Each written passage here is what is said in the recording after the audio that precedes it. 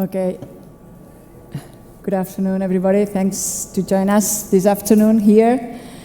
Yes, in November we will have completed 10 years since we launched Be a Startup as the first banking service devoted to startups, in addition to venture capital investment. Currently, we are providing with very specialized services to startups, to scale-ups, even to unicorns. We have loaned more than 1 billion euros in these years to these companies. Additionally, we have directly invested in 85 companies like Redpoints, Signatured, Exotica, Cobee. And I'm delighted to say that our first investment ever is here today with us. This is Wallco.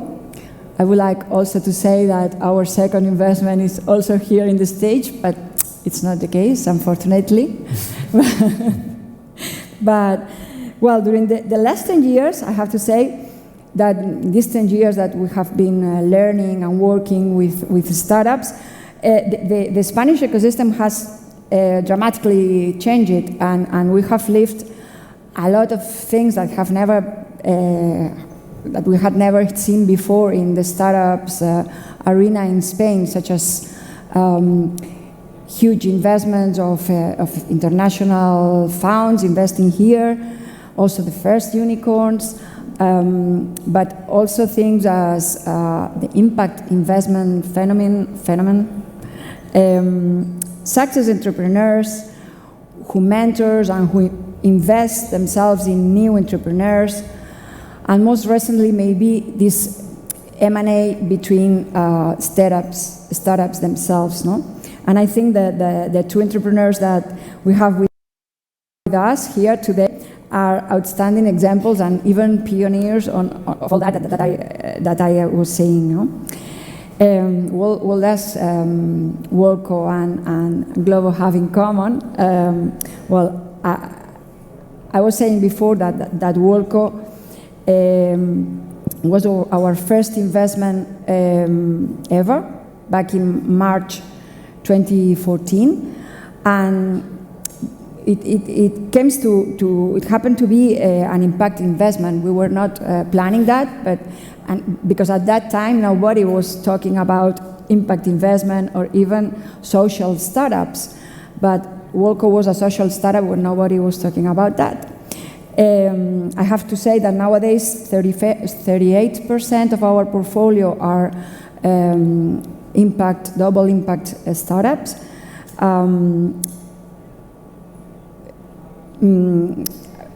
But today, I think that in Spain, maybe the Wallco is the main success story in this field, in these startups that both are looking for financial return for their investments, but for their investors, but also social return for their investors.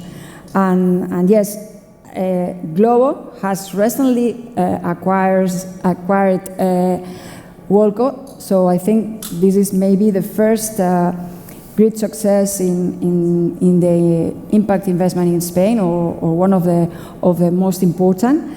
In fact, this is latest news because you haven't communicated that widely, but I have to say that the operation has been very successful for all parties and for all parties concerned, and we as investors, we have enjoyed the double bottom line, both financial and social returns. Okay, so let's kick off the session. I think that everybody knows Oscar Pierre. He's the CEO and co-founder of Glovo. He's an aeronautical engineer. He started his studies in the Universitat Politècnica de Catalunya, and after 2 years, he moved to Georgia Tech in the US to explore better opportunities, and after graduated, he began his professional career as an aerodynamics engineer at Airbus in Toulouse. But after 6 months, he decided to look for new challenges and dedicated himself to creating a new business. Glovo began in early 2015, but previously, while studying, Oscar had already founded Zicomo.com, that it was a solidarity platform with 30 children sponsored in Malawi, and LoveItLocal.es in 2014, before Glovo, a marketplace destined to boost local craft businesses. And Sergi, he's the co-founder and CEO of Wolko. For those who still don't know, Wolko is the social company aimed at funding NGOs and charity projects through different technology solutions, such as the charity rounding up system. Wolko's vision is to become the worldwide leader in technology donations, and Sergi is in charge of communicating all that to the world and seeking out the resources and the alliance they need to achieve their goals. He has a master in foreign relations and a degree in law and business administration from the Universitat Autònoma de Barcelona. Okay, now is your turn. I have already talked a lot. Would you like, please, to add some information about your company, some figures in order to put us in contact, something that, I don't know, Sergi or Oscar? I'll be fast. So Glovo today, as Yolanda said, we started 8 years ago in Barcelona. We're still super excited because we think it's very early for us. There's a massive opportunity in what we're doing.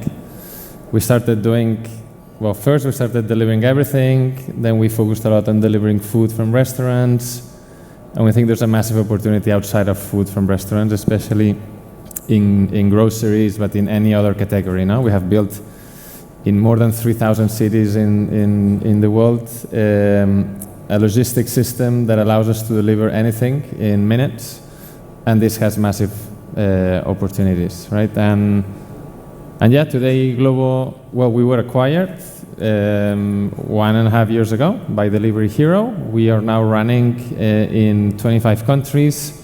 We sell around 4 billion euros, a bit more than 4 billion euros per year. And we have a fantastic team of almost 4,000 people that, you know, we're super motivated for all the challenges we have. And one of the big projects we have today, recently announced, was Wolko, which, Sergi, maybe you'll explain better. Thank you, Oscar, and thank you, Yolanda, and thank you all for being here. A pleasure. So I'm Sergi, co-founder and CEO at Wolko. What we do at Wolko is use technology for collecting macro donations. So our vision, as Yolanda said, is to become the worldwide leaders in technology donations, and we use always a moment where a purchase is to just ask for small donations at some extra cents. We have a solution for e-commerces and apps to collect donations in the checkout. We have a solution for, let's say, big companies that have we built a donation site, so when an emergency appears, they can donate quickly and easy. And then the biggest, by volume, by far, biggest solution that we have is the POS, point of sales roundup. So when you buy with credit card, you can round up the purchase. We are in about 5,000 shops in Spain, but also in Portugal, in Andorra, and launching other countries. And we have collected more than 60 million donations and more than 15 million euros. And for us, the biggest purpose is to help NGOs and charities. We work with more than 650 NGOs all over the world for big names that you can know about, but also small and local projects that can do cancer research, that can help scholarships, environmental projects, women's rights, so different type of projects that we help and try to give them visibility, but mainly also collecting funds. We are a B Corp, and now we are really happy to join the Glovo and Delivery Hero family. So let's go. Thanks. Well, as we were saying, startups, acquiring startups is a big trend now, I would say, or a trend at least. Oscar, why did you acquire Wolko? So we were not seeking to buy anything in the space. It was very opportunistic. So we were just going for lunch every now and then because he's the best commercial ever, and yeah, he was for sure trying to sign with us so that we integrated Wolko in our checkout, which of course now we're going to do. And one day, you know, I thought about the synergies. So what what Volco is doing is tremendous with very few resources, a very tiny team. The amount of donations they're collecting is huge, no? And we came to the conclusion that we couldn't think of a bigger impact project for Glovo than to expand this to all our platform, no? So Glovo today works with almost 200,000 shops or restaurants. So it's 200,000 points of sales that we have a direct relationship with them. In 25 countries. So we thought, well, if we can scale and we can help Sergi scale this solution to all of our platform, this is massive. Now we're talking about hundreds of millions of euros in donations every year. And this is the goal we have for us. No? We now want to overpass Bill Gates Foundation budget through micro donations, and I think it's possible if we do it. It is. Yeah. The synergies are clear, no? How is the integration going? Well, I think that the opportunities that you foresee are very clear, as Oscar has explained it, the market that you can achieve, the internationalization that is very important for you also, financial needs also to develop these markets, not everything. But how is the integration going on? Is there any other opportunities that you are now seeing? Sure. To be honest, there are many things that we are, let's say, taking profit and advantage of, being part of a bigger group and the Oscar and Glovo support and also the Hero. One that is really important is the potential scalability in terms of internationalization. For us, it was hard alone to grow other markets. We are doing quite well, to be honest, and to be humble, but not bad, let's say, in Spain, but going outside was really hard. We didn't have really not resources. We did some investment rounds, but it was really hard for a social impact startup to collect, so to convince international VCs, or they say, okay, if you are able to demonstrate that you can bring that to other markets, we will invest in you. But it was okay, but we need the resources to go to their market, so it was pretty hard. So now, being part of a bigger group, in terms not only economical resources, but also the synergies in terms of merchants that they work with, groceries, restaurants, is much better than we just go through LinkedIn and doing a cold connection. It's much better if they can use leveraging their own existing connections. So this is a really important synergy that we can build together. But apart from that, things like we didn't have, let's say, a human resource team. We didn't have many things because we are a small team. We are only 15. So things like different departments at Glovo has really well worked, stronger teams from PR to finance to technology. So we can learn, we can improve. So this is also really interesting for us and for our team members to grow together with them. So that's also another interesting synergy. And they're also the strongest, that it's being part of a bigger group. And also, for me, it's really important because now we have a responsibility with our, let's say, employees, but also with NGOs that trust us. For many of them, we are a really, really relevant fundraising tool. The alternatives are decreasing, so memberships in general are decreasing, public aids in different places are decreasing, so we are really useful tool for them. And it's really important for us to become sustainable in the long term. We were really close to break even, but to become with stronger tools to support them. So for us, it's also, and they share our vision. So that's really important for us. So these are plenty of synergies and plenty of good things that we are learning and that we are working together. Yeah, you were explaining to me that the day you have presented the project to all the team, no, to these 1,000 people, no, that it was very impressive to you to see such a big team of talented people interested in what you do, no? Mm-hmm. Sure. It's also interesting, yeah. Well, in fact, Oscar, well, as you were saying, you have also been acquired by Delivery Hero, and I could also ask you, why have you chosen that option?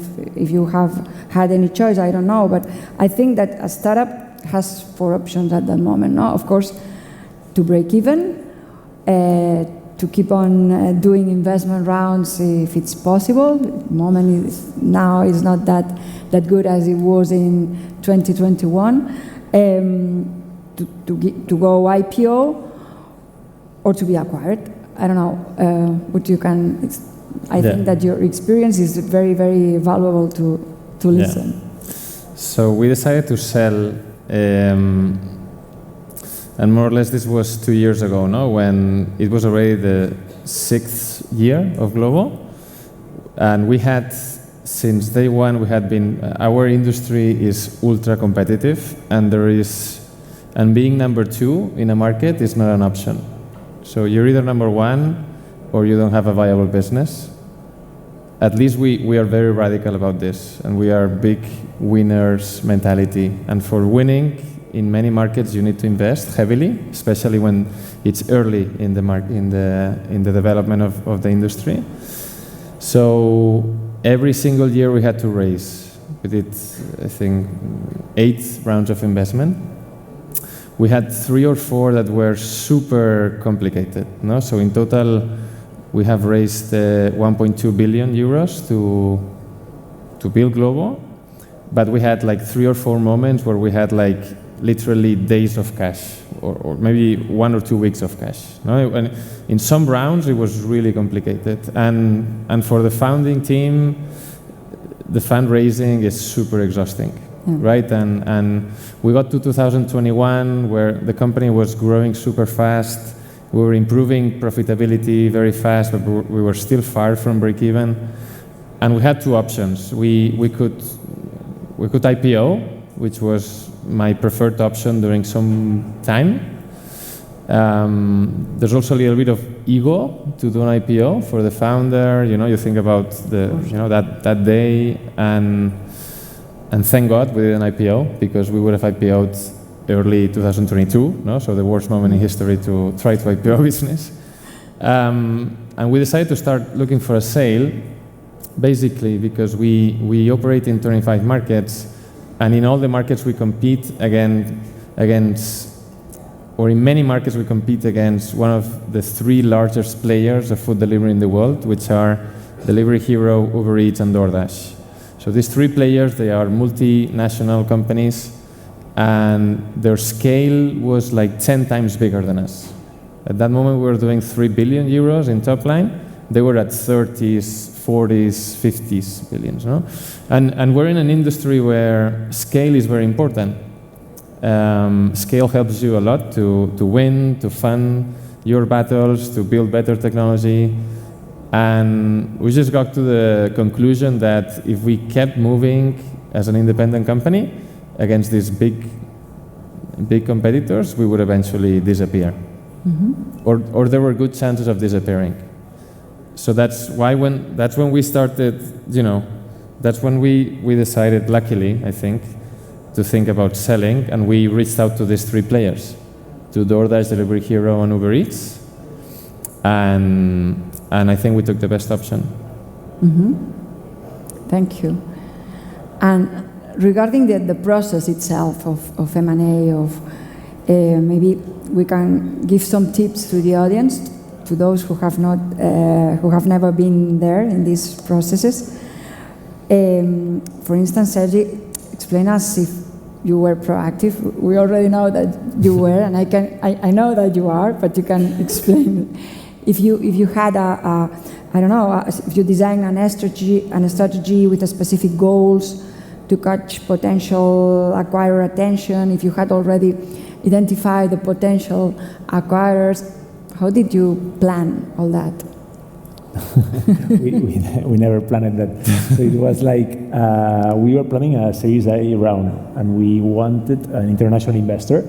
So we said, okay, let's go through our network. We contacted the VCs through LinkedIn with better or not success, but we tried. Then said, okay, Oscar did many rounds, many international VCs.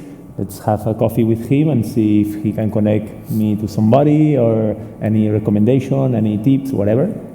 Because the moment we had mainly Spanish investors on board, we also did several rounds, small rounds, some of them, other bigger, but with Spanish investors, we have some Italian business angels, but mainly Spanish investors. So I said, okay, let's try to go to scale as we are doing already things in Spain. We want to go outside, and we see that it can also help us with potential local connections to merchants, to institutions, etc. Right?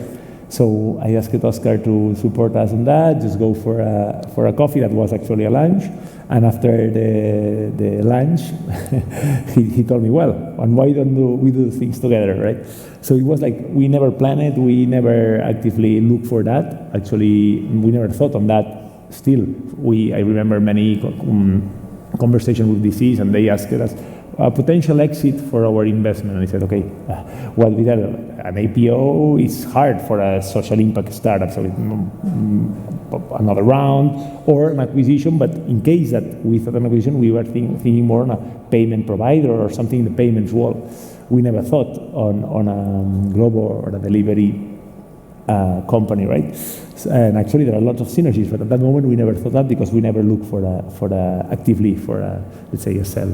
So it was by coincidence, and we knew each other for a long time. As Oscar said, I tried to sell Wallco to Glovo, but not as a company. It's like a solution for collecting donations through their app, as we work with our e-commerces or apps or merchants, right?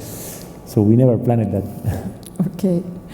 And Oscar, you who have planned it, can you explain a little about the key parts of the process, the steps, how long that it takes? If you have any tips for those who are in this process or who would like to be? So, I mean, I'll tell you how I planned it, or how we planned it. This was the type of acquisition that you're not only buying the tool, the SaaS, but also the team.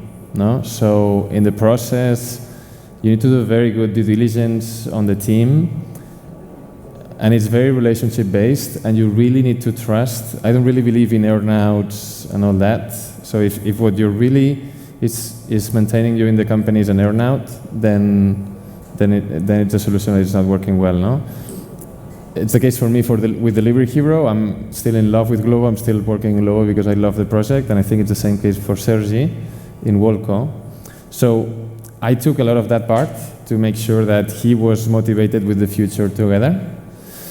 Sergi knows very well, but I think there needs to be a bad cop, no? Which in my case was our legal and finance team. Mm-hmm. They were the ones negotiating hard with you, but never with me. No, because you really need to make sure that our relationship is really strong, really healthy for the post-acquisition, no? And then there's a third actor, which are the shareholders, no? At the end, the same with when I was looking for a sale, like, of course you are subconsciously optimizing for your future as a founder, but your responsibility as a CEO is, and I mean, your fiduciary duty is to do the best for shareholders. So if you can find an option that pays €1 per share more, that's what you should choose, and what the board will choose. No? So there was also a lot with Wallco. There was also a lot of back and forth with his shareholders to make sure that everyone was aligned and they would approve the operation, which was not easy. No, like I remember when things were really advanced, we had to do a couple calls with his board and to convince most of them, and yeah, but I think it's important that you separate this good and bad cop in the type of M&A that you want the founder to stay, which is most of the cases. No? Okay, and in your story with Delivery Hero, how long can it take a process like that, for instance? How long would you say? So for us it took, so we took the decision to sell in September. We reached out to the 3 potential players, and it was pretty fast, the offers that we got. And then Delivery Hero told us that they wanted to close before the year ended.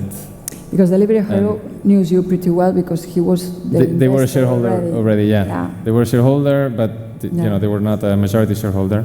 But in mid-November, they told us that they had 6 weeks to close the transaction, and it was a 2.6 billion euro transaction.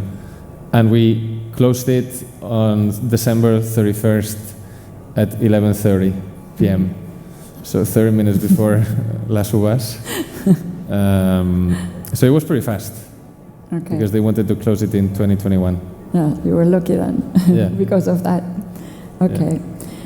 Well, we are running out of time, but when you look back on the story of your company, on the process that you have explained, what do you think were the keys of your success?